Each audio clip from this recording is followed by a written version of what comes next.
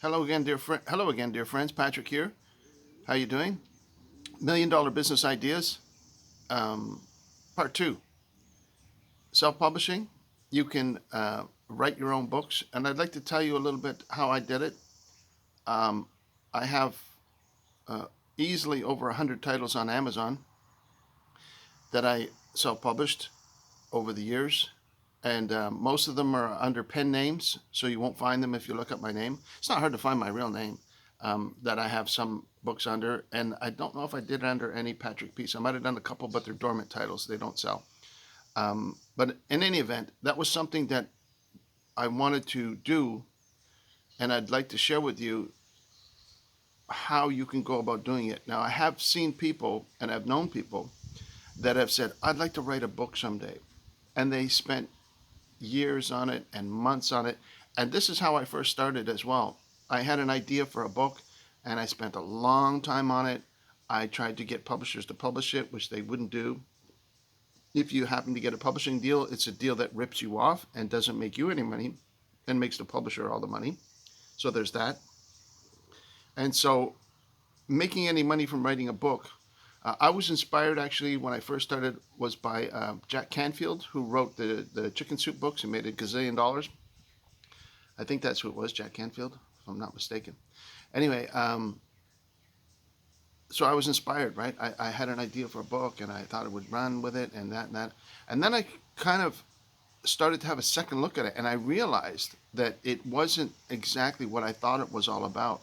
And so when Amazon came around and said, "Oh, you can self-publish your book," I thought, that is the cat's pajamas. That's the way to go, right? It blows all of these other options straight out of the water. You cut out the middleman. You cut out the red tape, the sending out, you know, business plans or sending out the first three chapters of your book to a publisher for them to send you a letter that says, "No, thank you, we're not interested." The only way you'd get a good deal out of a recognized publisher is that if you're already successful, you're already famous, you're already a big name, then they might give you a deal. But for everybody else, those writers don't make any money. The publisher makes all the money. But let's leave that for now. Self-publishing. You have an idea for a book. You spend weeks on it, months on it. Then you self-publish it and you don't have a good cover for it. It doesn't sell. And this is what happens, right? People think it's a great idea, and it is a great idea.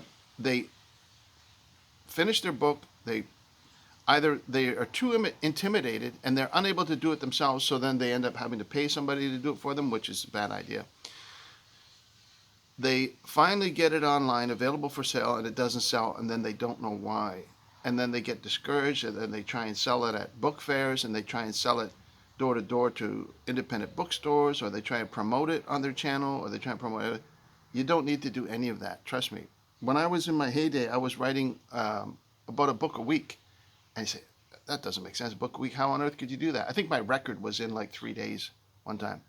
Oh, there's different ways that you can do it. And I'm not talking about Chat GBT. And nowadays people cheat. They use Chat GBT, but Amazon easily will detect if you're using AI to write your book for you, and that's not going to work. You might use it to maybe make chapters or give yourself an outline to follow. It might be handy for that. But forget about Chat GBT or AI or any of that stuff. I'm talking about belly to belly, sitting down. For the longest time, I used to commit to 1,000 words a day. I would do 1,000 words a day, day in, day out. 50,000 words is a 200-page book. 16-point font, Calibri. You do the headers, you do all that kind of stuff. Microsoft Word or OpenOffice, whatever you want to use. Upload it. Figure out how the uploading process works. Figure out its quirks, the way it formats it, and you start to get an idea how the title page is going to work, whether it's going to go on the spine or not, and blah, blah, blah, blah, blah. You get all those little details when you actually start doing it, getting the nuts and bolts of it. But there's different ways that you can produce material really fast. First of all, Google Analytics is your friend. What I would do is I would check what people are always already looking for. I would type into Google Analytics, how to, and then it would suggest to you what are the most popular things people are looking for on how to. How to build a patio deck. Oh, I can write a book on how to build a patio deck. How to catch more fish as a fisherman. It doesn't matter what it is, right? It can be about cooking, it can be about building something, it can be about arts and crafts, it can be about anything. But if you see that people are 10,000 searches a month about a specific topic, you know that they're going to be looking for books on that topic. Doesn't matter if you know about the topic or not. You can learn about the topic and then write about the topic and produce a book about the topic. I will let you in on a little secret about self-publishing books. What sells the book is the description and the cover. When people buy your book, the majority of people will not read your book. Isn't that strange? They will buy it because they see the advertisement of it. Let's say how to build a deck. They see it, they're interested in it, they like it, they buy it. When they buy a Kindle version of your book, did you know that Amazon will tell you whether any pages are read from that book? And a lot of times you'll see that it, for whatever reason, doesn't get read. So people think that they're going to change the world by the content of your book. That's a sad mistake. You can be the next Ernest Hemingway. Maybe in 200 years' time, they'll find your work and say, wow, he was a great writer. But for the immediate here and now, you find the demand first and then fill the demand. You see the difference? Instead of saying, oh, I've got this great idea for a book, it's going to apply to so many people, it's such a topical idea, you know, my life as an astronaut, everybody's going to be interested in it, blah, blah, blah, blah, blah. How many sales are you going to get of that book if you put it on Amazon amongst the other millions and millions of titles out there? That, exactly, zero. You have to find what people are already looking for. That's one technique. There are many different techniques of self-publishing that you will learn as you get into it, if you have the energy, if you have the motivation for it. As I said in the first video, most people are locked into their current state of happiness, and they will not make the effort. Even if you told them that there was a suitcase with $1 million in it sitting next to them, and you say, all you have to do is pick up that briefcase and walk away with it, 90% of people would say, nah, I'm not falling for that. No, I'm not doing that. There's $1 million in that briefcase. You can pick it up and walk away and take it if you want. Most people wouldn't be able to. I'm not joking. I bet if you did a study, I mean, if you pound them enough, I guess they'll eventually pick up the thing. But they would think it's a bomb. They would think there's nothing in there. They think it's a practical joke. They wouldn't want to fall for it. They'd have 100 reasons why they wouldn't pick up the briefcase of $1 million and walk away with it. And it's the same with sharing a business idea with people. Say, if you do this, this will work. This will make you money. And like, nah, I'm not going to do it that way. I've got my own way. And, you know, I have the vision for what I want to do. I want to keep carving those little tiki dolls. And maybe someday someone's going to come by and make me famous as the best carver of tiki dolls in the world. But it probably won't happen. That's what they're comfortable with. That's how they want to continue to think. How am I doing for time? So another way is public domain books, right? Did you know that books published prior to, I don't know what it is, 1923 now or something, that have no copyright? Did you know there's no copyright on book titles? If you want to call your book Chicken Soup for the Soul, nobody's stopping you. There's no copyright on the actual title of a book. You probably don't want to do that. It's silly, but now Amazon clamped down on public domain books, so you can't just go and republish a famous book from 1910, say by, I don't know, some famous writer. You can go on to Gutenberg.org and see all the free titles that are there, and there you go. Bob's your uncle. You've got an unending supply of public domain titles, but Amazon clamped down on them because they don't want a particular classic title to be overrun with copycat versions of it. However, if you make a nice preface, a nice introduction for a classic title that is relevant, intelligent, and contributes something to the conversation, you can go ahead and do that. You can put in 20 pages as a introduction, you know, The Rise and Fall of the Roman Empire by some famous Roman Stoic philosopher, with an introduction by Joe Schmo. That's another thing you might want to do is you can use a nice pen name. If your name is Charles Buchenwald and you don't feel like you have a good name, use a ghost name. Use a pen name for your work. Make it sound catchy. Make it sound like a famous writer. Make it sound appropriate to the topic. If you're writing a book on business, maybe call yourself Joe Harvard. If you're writing a book on carpentry, call yourself something that sounds like, who's that famous guy who does all those renovations on TV? You know what I mean, right? You can have fun with it. You can open your mind to possibility thinking, and don't close yourself off in a little box and say, well, that worked for you, but I could never do that.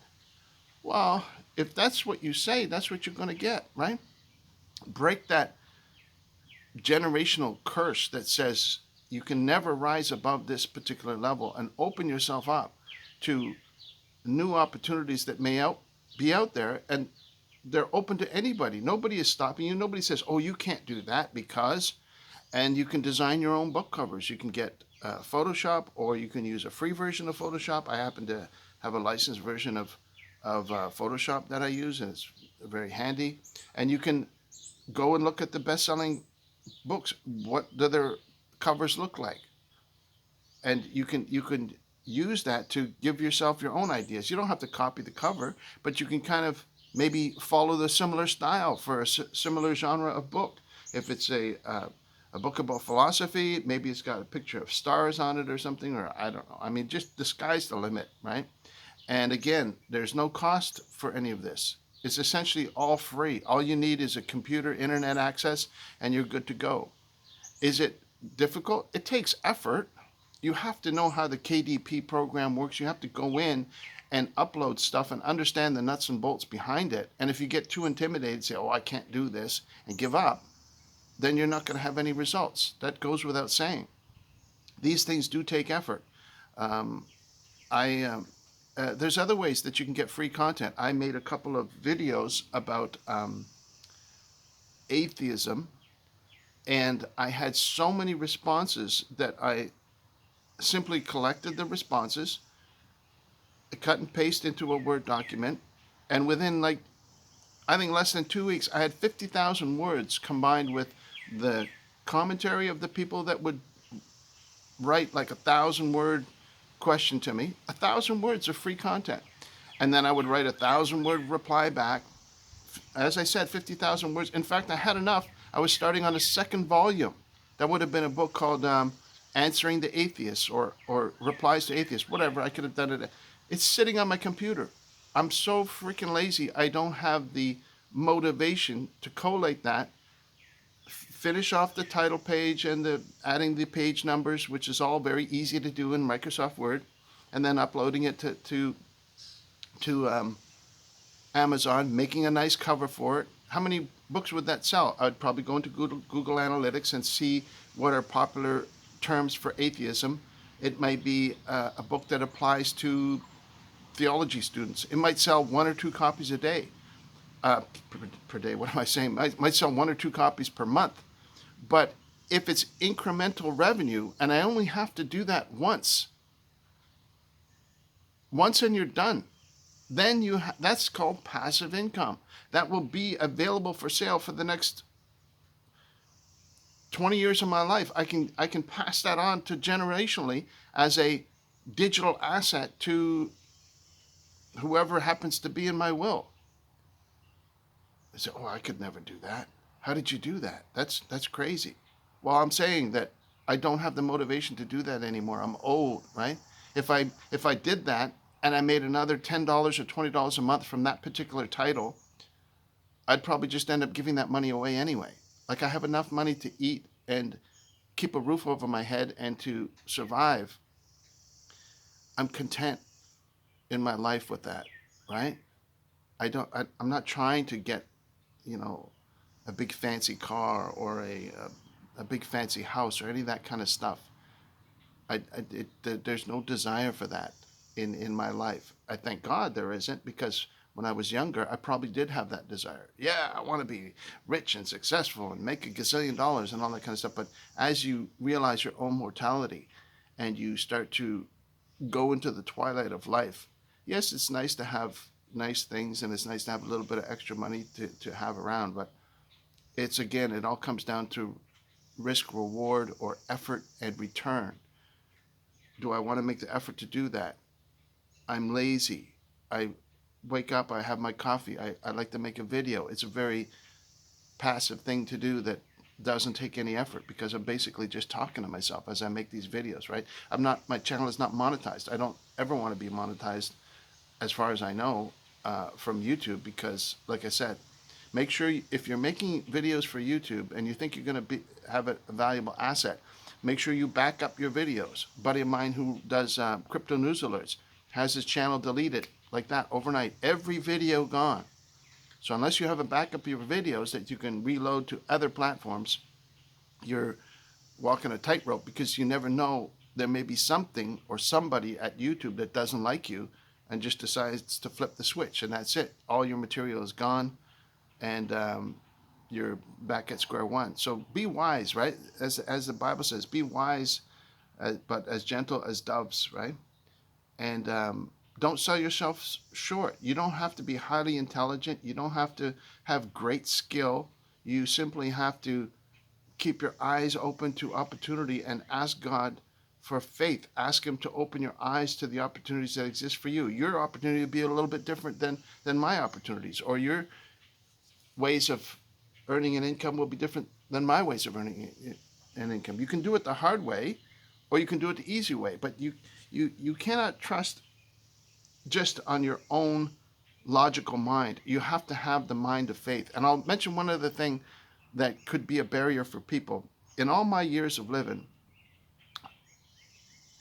close to 60 years now, in all my years of living, the one type of person I saw that never succeeded and always had difficulty in their life was the person that used the Lord's name in vain. If you know somebody, I know this is a religious topic, but if you know somebody that uses the JC as a swear word, never seen somebody succeed. No matter how hard they try, no matter how skilled they are, no matter how high a level they think they are in society. Just the other day, I heard of a guy that I know, that's how he speaks, and I mean, that's how he wants to speak. He was, how can I do this so that it's anonymous? But let's just say he had an industrial accident that came this far from killing him, right? Something to the effect where he has something go through his skull. You could do the math on that. And just, the turmoil that involves, and the recuperation time and that. Yeah, I had my own physical disabilities, and I'm thankful I'm still on the earth. I could tell you about the trauma I had to go through and how close I came to leaving the planet. But any event, just there's things that work and there's things that don't work. And when you identify the things that don't work, you want to protect yourself from them, right? You have to say, okay, I have this idea. Is it really going to work, or is it just something I'm fooling myself? Is it worth the effort, or is this just another failure? There's a famous guy who said you have to increase your failure rate. So fail more often, because you're going to have a lot of failures before you reach that one that works. As I mentioned, I have over 100 titles on Amazon, and only about 10 of them consistently sell, and probably the top 3 are responsible for 80% of my revenue. So what happens to if I had stopped after making 10 titles? I'd probably have zero income. That's the kind of return you're going to see. I'm running out of time, but that's part 2. And if it helps you, if it jogs you to give you an idea, it is possible. Is it easy? No. It takes, as I mentioned in the first video, years of hustle sometimes. But you can do it. Don't sell yourself short. And there's variations on everything I've told you so far. So keep your options open, and the sky's the limit. You can do it. God bless you. Thank you for watching. I wish you well, and we'll talk to you again soon. Okay? If you have any questions for me, send me a DM. Bye for now.